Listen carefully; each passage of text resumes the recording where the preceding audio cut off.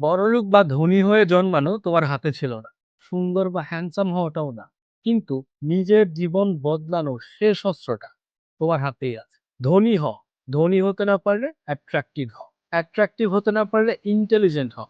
Intelligent হতে না পারলে কনফিডেন্ট হও। কনফিডেন্টও হতে না পারলে ডিসিপ্লিনড হও। কারণ ধনী হয়ে জন্ম নেওয়া আমাদের হাতে নেই। সুন্দর দেখা বা অ্যাট্রাক্টিভ হও আমাদের হাতে নেই। সবার আইকিউ লেভেল যেহেতু সমান হয় না, তাই চাইলেও সবসময় বুদ্ধিমান হওয়া সম্ভব হয় না। কিন্তু প্রতিদিন সকালে ওঠা, নিজের প্রতি নিজের প্রতিশ্রুতি রক্ষা করা, প্রতিদিনের কাজ সঠিক সময়ে করা, এসব আমাদের হাতে আছে। শৃঙ্খলা হলো সেই শেষ অস্ত্র যা প্রতিটা মানুষ পেয়েছে। আর মানুষ যদি সেই শেষ অস্ত্রটাও ব্যবহার না করে, তাহলে জীবন বদলানোর আর কোনো বিকল্পই থাকে না। তাই জীবন বদলাতে চাইলে আজ থেকেই তোমার সেই শেষ অস্ত্রটা ব্যবহার শুরু করো।